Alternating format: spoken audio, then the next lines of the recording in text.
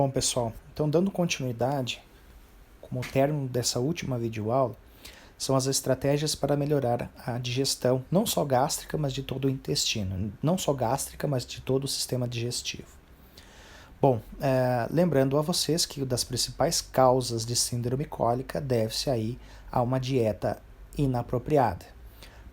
Pontos estes que eu aqui farei aí algumas considerações, onde que vocês, por meio dessa videoaula, vocês vão ter noção se a dieta que está sendo fornecida pelo tratador, ela está de boa qualidade ou não e como ela está sendo realizada. Bom, primeiro ponto que eu gostaria de passar para vocês, a quantidade máxima de concentrado que você deve fornecer por refeição para cada quilo de peso vivo, ela deverá ser de 0,4%. Ou seja, num cavalo de 400 quilos, você deve dar, no máximo, 1,6 kg de concentrado. Onde que nesse concentrado não deve também passar por refeição de 0,2% do peso vivo de amido. Amido este que é um carboidrato não estrutural, um carboidrato solúvel, que, quando em excesso, principalmente no intestino grosso, leva aí ao desequilíbrio dos micro-organismos intestinais e, por consequência disso, aí, o desequilíbrio da microbiota entérica. Bom, o próximo segmento é o intestino grosso. Então, lá no intestino grosso, é importante salientar a vocês que boa parte da ingesta, principalmente boa parte do tempo de trânsito intestinal, ele acontece no intestino grosso.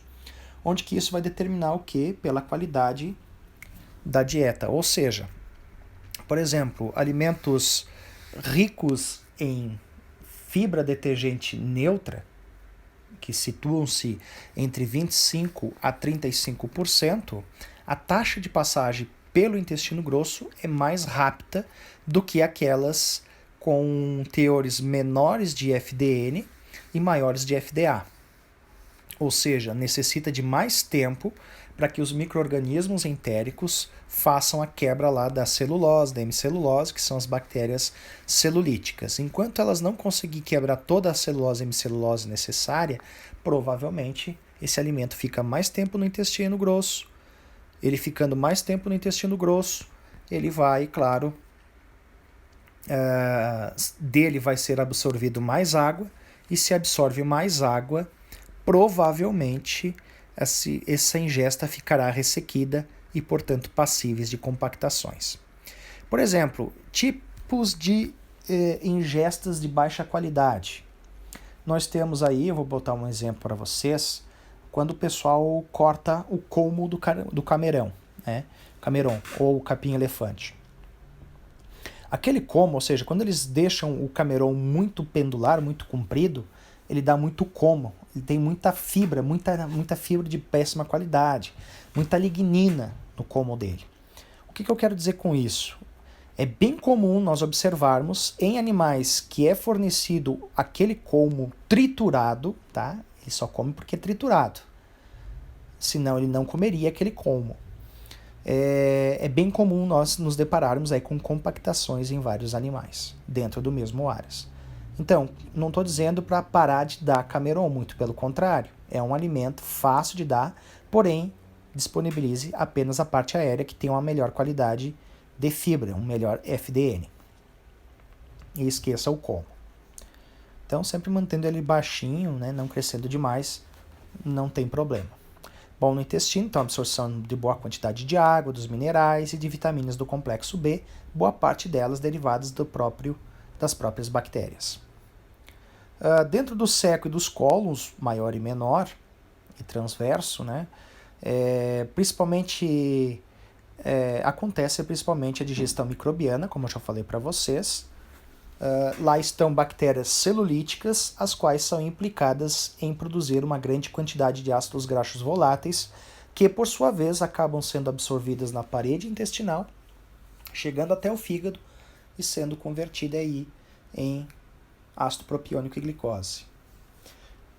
No entanto, é claro, quando leva à morte desses micro-organismos por redução do pH, ou seja, pelo aumento da acidez, então essas bactérias elas não conseguem sobreviver com um pH inferior a 6, é bem comum que reduza a produção de ácidos graxos voláteis e, portanto, a produção de energia, né, a fonte de energia acaba sendo sucumbida.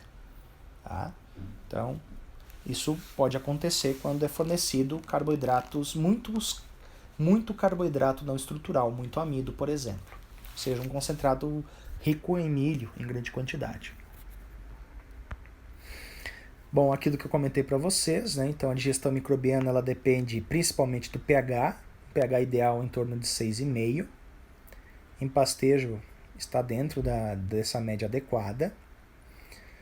No entanto, quando é fornecido muito carboidrato estrutural, né, promoverá uma acidose subclínica, um pH até 6, e abaixo de 6 aí a ocorrência de um desequilíbrio da microbiota entérica, que por sua vez poderá levar a diarreias osmóticas, então os animais não formam síbalos, e portanto levando à produção de toxinas bacterianas, laminite, né, que nada mais nada menos do que as lâminas do casco, porque na região lá da microcirculação do casco ela tem uma baixa capacidade de perfusão. Aí vocês podem perguntar, então da onde que vem essas endotoxinas? Olha só, né? Já vou chegar aqui. Onde que vem essas endotoxinas? Elas se devem aí quando se diminui, ou melhor, quando se aumenta a acidez, o pH torna-se ácido, pH abaixo de 6, então leva à morte das bactérias celulíticas, as quais são implicadas pela manutenção desse pH.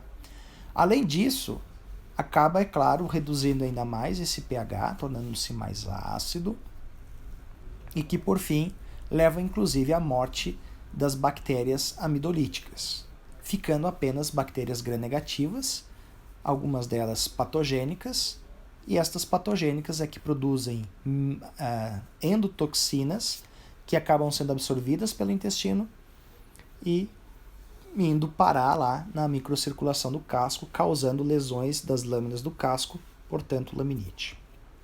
Então é fundamental você manter a sobrevivência das bactérias amidolíticas, das celulíticas, porque é justamente elas que produzem ácidos graxos voláteis. Então aqui está o sinal de como que tudo aquilo que eu descrevi para vocês. Dentro do manejo alimentar, né, então existe alguns passos que é fundamental para que você previna ao aparecimento das cólicas verdadeiras. Primeiro, uma adaptação gradual da nova dieta. Por mais que seja um concentrado, com o mesmo teor de proteína, porém de fabricantes diferentes, é sempre importante você fazer aí a adequação deste. Ou seja, você vai mesclando um pouco de concentrado de um fabricante com o do outro, até você retirar por completo. Por que eu estou dizendo isso? Porque nos concentrados é bem comum de você observar lá no rótulo possíveis substitutos. Ou seja, os fabricantes eles garantem a quantidade de proteína bruta. Porém, a fonte, o ingrediente, ele pode ser diferente. E se ele é diferente, passível de acontecer problema aí no trato digestivo. Então, tem que fazer uma adaptação gradual. Com relação ao componente de fibra, né, na dieta. Então é importante, né, ele garante aí a adequada motilidade intestinal, certo? Então lembre da qualidade da fibra, também é importante. Então o ideal é que tu forneça em torno de, no máximo, 15% de fibra bruta, e dessas aí com um teor de 25 a 35 de FDN. Tá?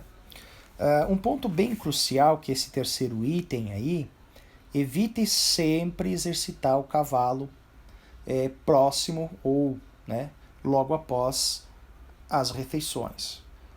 Então, a título de lembrança, lá no sistema nervoso central tem dois tipos de fibras, uma fibra parasimpática e uma simpática. O que eu quero passar para vocês, relembrar de vocês?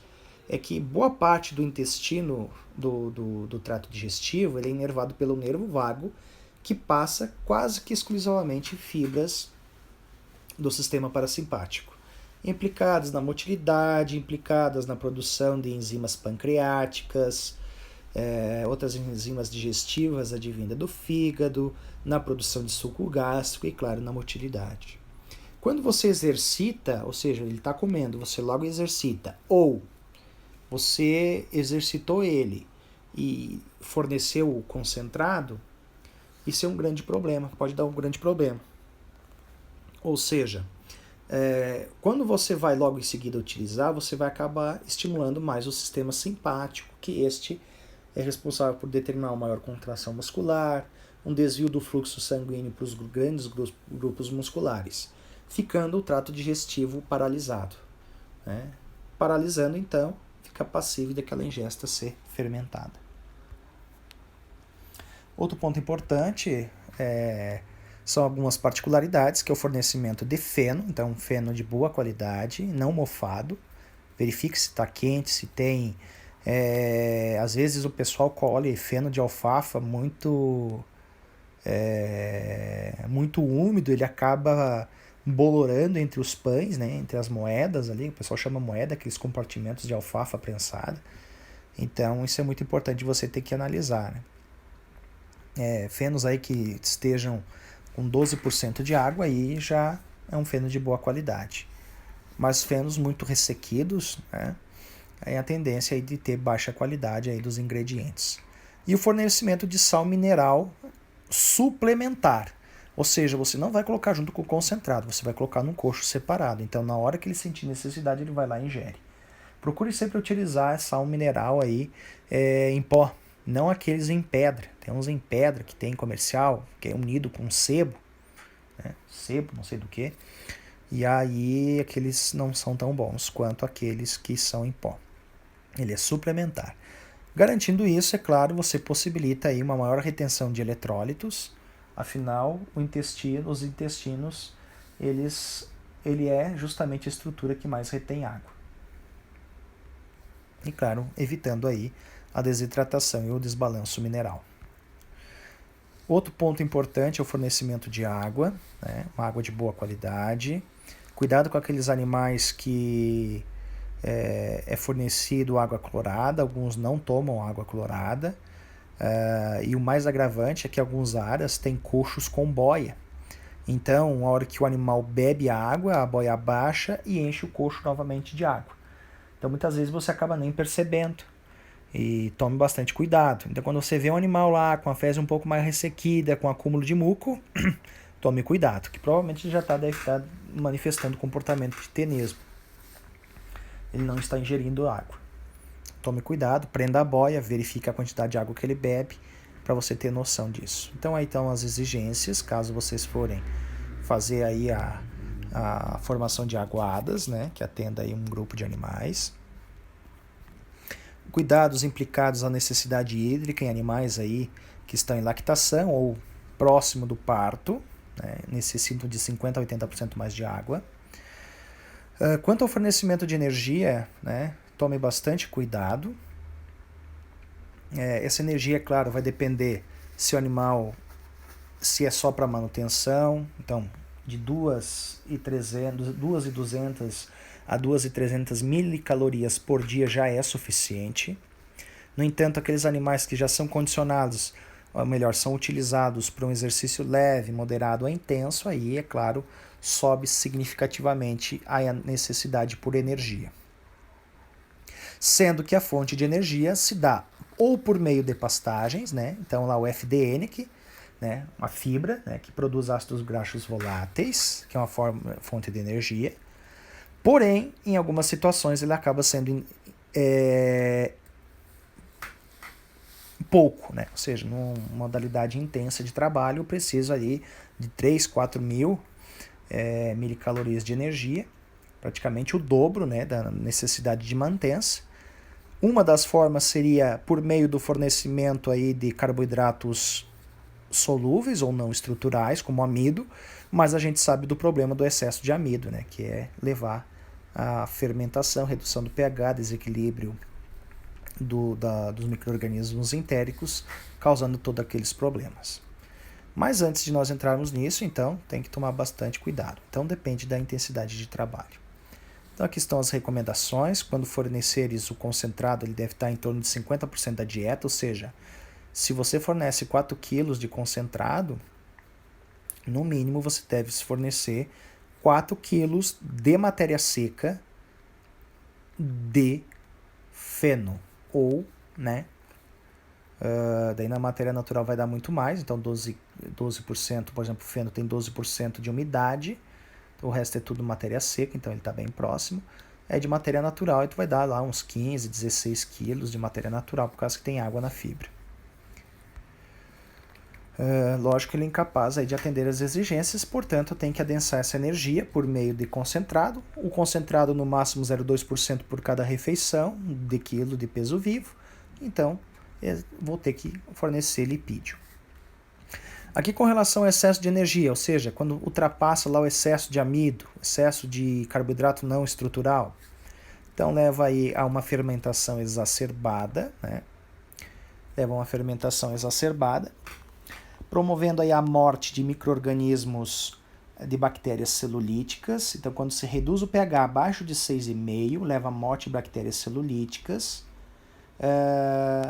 Então, pH abaixo de 6 poderá já começar a levar à morte de bactérias amidolíticas, chegando a um pH aí por volta de 4, 3, 4, por exemplo, provavelmente até as amidolíticas acabam morrendo, e aí leva ao crescimento das oportunistas, que conseguem sobreviver, que são bactérias gram-negativas, levando aí à produção de toxinas estas que acabam sendo absorvidas na parede intestinal, e que, portanto, acaba levando aí à ocorrência da síndrome cólica. Então aqui está o processo de desenvolvimento da laminite. Um ponto que eu gostaria de classificar nesse slide é o seguinte, pessoal. A laminite ela poderá ser causada, né, que é a inflamação das lâminas do casco. Tem a forma traumática, tá, que é por batida, né, por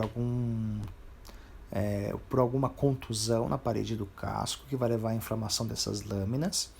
A segunda poderá ser por excesso de carboidrato solúvel, né, que vai levar a esse desequilíbrio dos micro-organismos entéricos, produção de toxinas bacterianas que acabam parando nas lâminas do casco, causando a laminite. Tá? Neste caso, diferente da primeira lá, que pode dar no máximo 2 membros, esse dá nos 4 membros, sendo mais facilmente observáveis nos membros anteriores, né, pela questão do peso, do equilíbrio do cavalo, sobrecarrega os membros anteriores, então você vai ver, mas você vai ver o casco quente, um pulso digital positivo nos 4 membros. E a outra laminite causada pela síndrome metabólica em função da insulina, da resistência à insulina, ou seja, a insulina em animais com síndrome metabólica, como por exemplo os pôneis, né, que são altamente vulneráveis ao desenvolvimento dessa síndrome. Também tem um cunho genético em alguns animais, exemplo desse da foto, né? Alguns chegam a dobrar a crina para um lado, faz o tipo de um V na região da crina, pelo acúmulo de gordura. Então, primeiro são caracterizados na síndrome metabólica animais que têm dificuldade de perder peso, deposição de gordura de forma irregular e, em outros dos casos, a laminite também. Mas por que eu listei a síndrome metabólica nesse caso? Porque justamente o grão de aveia ou a própria pastagem em animais que são insulino-resistentes, no dia seguinte, provavelmente, né, vai desenvolver laminite. Ou seja, neste caso, é claro, por uma outra razão, né, pelo excesso de energia. Então, qualquer toxina produzida lá no intestino, você vai observar que esses animais desenvolvem laminite. Então, é bem comum nos 4 membros também. Então, ele não comeu excesso de carboidratos, e sim porque eles são vulneráveis aí a qualquer aumento na quantidade destes. Então, um pouquinho que seja, já vai claudicar. Então, esses animais que depositam gordura irregular, observe a porção ventral do tórax desse animal, tem uma bola de gordura lá, né? Aquilo ali não é o lugar típico de deposição de gordura. Tá? Eu resolvi listar aqui por causa dessas alterações que pode dar também. Outros problemas do excesso de energia, que são deformidades podais, como as chamadas contraturas dos tendões digitais superficial e profundo, que são implicadas quando você fornece excesso de energia no terço final de gestação, lá no 6º, 7º mês, levando um crescimento exacerbado dos ossos longos. E, em contrapartida, os tendões eles acabam não crescendo na mesma proporção desses ossos longos, portanto, tornando-se curtos em relação aos ossos longos. Nesse caso, você tem que ter bastante atenção. Então, nesses casos, esses animais eles nascem com os tendões curtos, ficando o casco bem inclinado, como esse da foto de baixo, com uma tendência de estar emboletando. Então, a articulação metacarpofalangiana, pode ser também a metatarsofalangiana, ela acaba se deslocando cranialmente. Então, a gente diz que o animal fica emboletando, tá? Ou até mesmo já com o casco praticamente flexionado. No momento oportuno eu vou falar para vocês sobre isso aí lá no locomotor. Aqui estão a quantidade de energia para um animal, para a mantença de um animal até 600 kg e com mais de 600 kg que vocês podem balancear. Com relação, quando ele for destinado a um exercício leve, moderado, intenso, muito intenso, né? Nesse muito intenso, evidentemente, eu vou ter que lançar a mão aí de fontes como os lipídios. No concentrado comercial, ele tem em torno de 3 a 6%. Eles não colocam mais do que isso, pessoal, porque a tendência é rancificar esse negócio. Então, eles trabalham com níveis porque esse concentrado fica muito tempo estocado. Então, o risco de ele sofrer rancificação dessa gordura é muito grande. Então, para evitar isso, né, então eles colocam de 3 a 6%. No entanto, quando fresco, né, até 16% é passível sim de ser feito. E lá embaixo está as exigências desses concentrados. Proteína, né, situa-se em torno de 10 a 20% de proteína bruta. Para animais que estão sendo condicionados para uma atividade esportiva e para putos em fase de crescimento, convém você fornecer a partir de 18% de proteína bruta. No entanto, para animais que somente serão destinados para manutenção, em torno de 12 a 13% de proteína bruta. É um ponto importante, né? Deve-se aí à qualidade do concentrado. Uma qualidade de um concentrado ele se mede pelo quanto dessa proteína ela é digerível, né?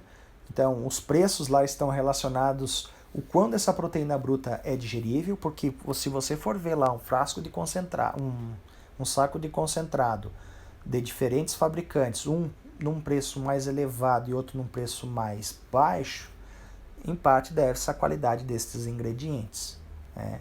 Então, aqueles concentrados, possíveis substitutos do milho, farinha de arroz, que é um alimento de baixa qualidade, né? Ele tem bastante energia, mas é uma energia de baixa qualidade. Neste caso, a proteína, né? Uma fonte de proteína pode ser de baixa qualidade. E isso, é claro, implica no valor do alimento e, consequentemente, no quanto dessa energia pode ser aproveitado. Então, éguas aí destinadas à cria tem que ter 50% a menos. Praticamente só pastejo, tá? Só o pasto já é o suficiente aí, né? Um pasto que não seja muito rico em proteína, ou seja, trevo não é muito bom para reprodução, tá? Tem 22% de proteína bruta, né? Então, e bastante digerível, tá? Para a reprodução ele não é bom. Aqui estão as exigências de acordo com o temperamento do animal, calmo, médio e nervoso, que vocês podem calcular. Lembre-se da qualidade da proteína. Vocês podem estudar o NRC. NRC de 97 tem lá quanto de proteína digerível é o ideal.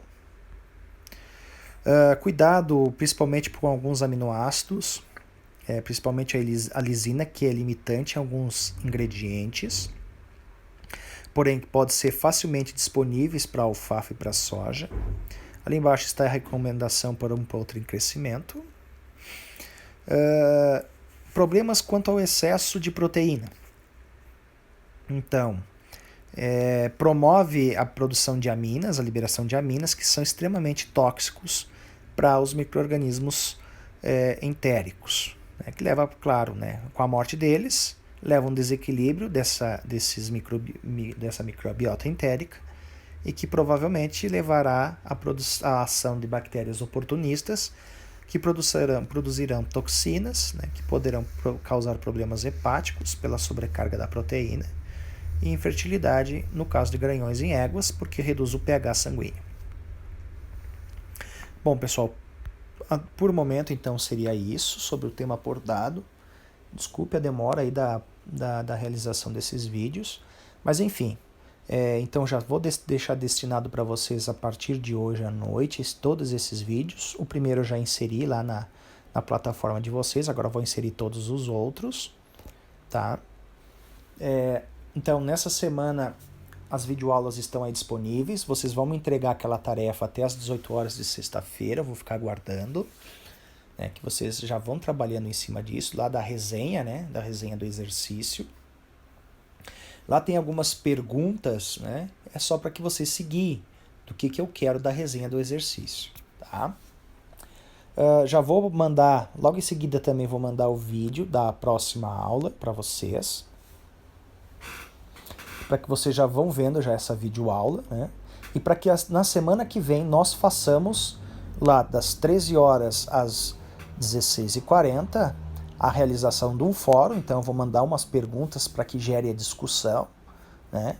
E claro, por meio de lá nós consigamos nos comunicar. Então nós vamos estar nos comunicando lá e fazendo essa comunicação, esse debate. Se por acaso vocês tiverem dúvidas, nós vamos fazer a resolução dessas dúvidas por lá também. Faremos não só a discussão desse fórum, mas também do próximo tema, né, que é síndrome cólica, as causas de síndrome cólica, onde que estão os problemas, né? Então, como é um assunto correlato, então fica muito mais fácil de nós trabalharmos tudo no mesmo fórum, tá bem? Então, um grande abraço, espero que vocês aproveitem aí essa videoaula.